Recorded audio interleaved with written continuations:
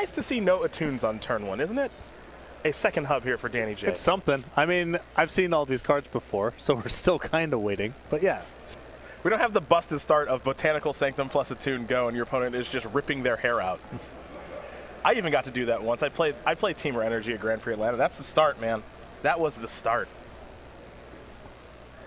Now, Danny J with 2 hubs, 2 energy, still looking for like a basic or a fast land or something like that. No attunes to fix man. He's already in the tank, going over to baby bro. So for those of you who are unfamiliar with the team format, you are allowed to consult your teammates in the middle of the match. This can make particularly mulligans quite obnoxious. It can. But those are the rules. Yes, they are. So after consulting Andrew Jessup very quickly, we'll see a Servant of the Conduit. Harness Lightning will take down that Servant by Kevin. Kevin will have 1 energy left over. Unstable basic land. Oh, you're already in? Already, Jeez. the bingo's already firing. Jeez. That's nice. That is nice. We have a Blooming Marsh into a Glint Sleeve Siphoner. A card that we'll take a look at here very quickly, Glint Sleeve Siphoner, because I think this is going to be a popular one moving forward. A lot of people are pretty hyped on this one now. So this is one of the, I mean, if you're looking for an energy payout, this is one of the better ones left.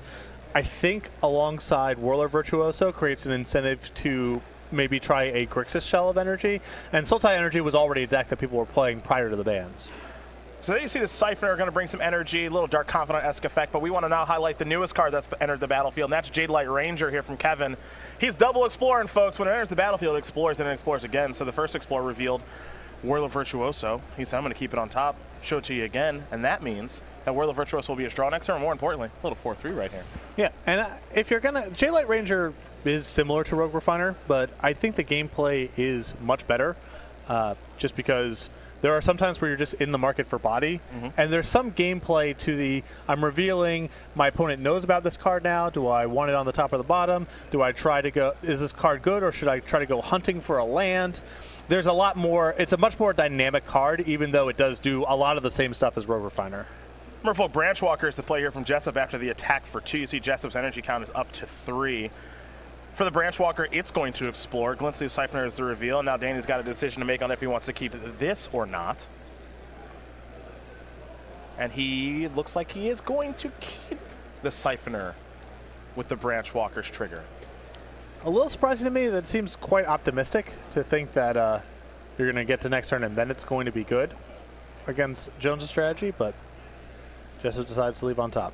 And back to Kevin Jones we will go for his 4th turn of the game. Picked up a copy of Whirler Virtuoso. We know that, so does Danny. That's land number 4. It's a mountain. He'll tap that 4 mana very quickly. Looks like he's going to use an energy to play Bristling Hydra. Energy trigger.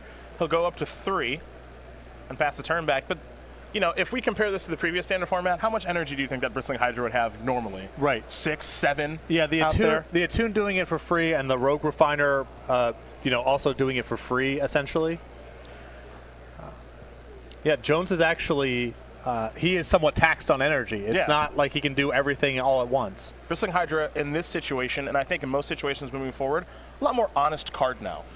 You know, so there's the, you know, you lose Rogue Refiner, you lose a Tomb of the Aether. That all matters just at a baseline. And then also it kind of takes power out all of the remaining cards, even if they're still good enough to play. I think Glint Sleeve Siphoner, Bristling Hydra, Whirler Virtuoso, those cards all have a home in Standard even after the bans in some form or fashion. But there's power level taken out of those cards as well, even though they're still legal. Jessup able to pay a life to draw a card, a little extra energy lying around with the Siphoner, so he picked up 2 cards this turn. You know, it'd be good in this spot. The dog. The dog. The dog.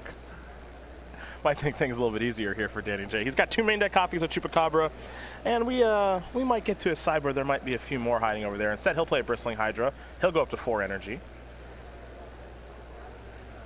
Now the main draw to Sultai Energy, and there's a couple. Chupacabra is 1, Glint Sleeve Siphoner is another, but we can't forget about the Scarab God, of which, that is a legendary creature, mind you. 4 copies in Jessup's deck list. He really wants to draw that card this weekend. Back to Kevin Jones, we're going to go. He's got that 3 energy from the Bristling Hydra, his 5th turn of the game. We know he's got a Whirler Virtuoso in hand, copy of Long Tusk Cub as well. We earlier saw that Harness Lightning take care of a Servant of the Conduit. And it is worth noting, too, Harness Lightning going to be a little bit worse now.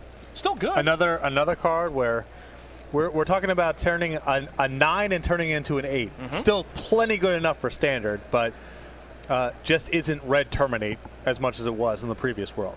Whirler Virtuoso is going to come down into the battlefield, trigger, get 3 energy, so Kevin's up to 6. Bristling Hydra thinking about attacking. And maybe J-Light Ranger's going to come in here too. Kevin trying to figure out his attacks. Don't forget as well, Kevin, just a couple weeks ago, we watched him in the finals, SCG Columbus. Lost in the finals with Jeskai Control and Modern in a mirror match against Benjamin Nikolic. So it's possible the blocks here are just too bad for Jones to make an attack.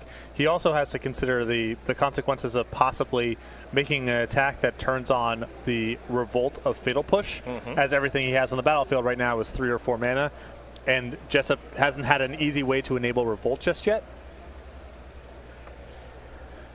Well, it looks like he's going to hold steady, and we're going to head back over to Danny J, who picked up a copy of Servant of the Conduit, going to pay a life and a couple of energy.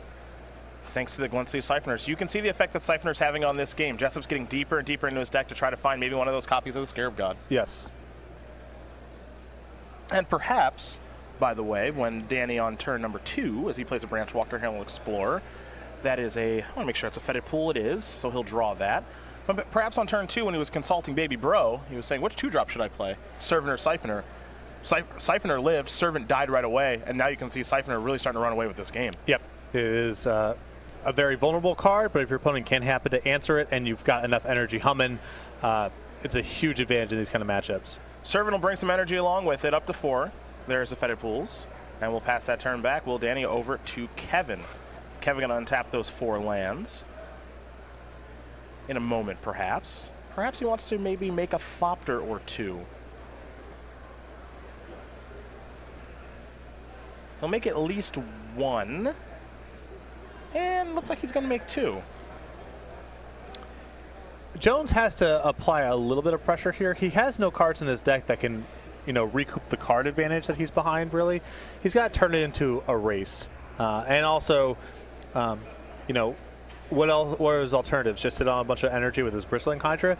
Jessup's going to run away with the game very easily behind the Siphoner that way. So Jones needs to make the game about something else right now, and I like making the Thopters and just trying to apply a little bit of pressure. Well, here's another copy of Whirler Virtuoso. Along with that comes 3 energy. He can make another Thopter and keep pressuring Jessup in the air, a place that it looks like thus far his deck is a little bit vulnerable. Well, he doesn't have his own copies of Whirler Virtuoso, and that's usually the way that energy decks have answered opposing Whirler Virtuosos, or one of the more common ways, is just having your own copy.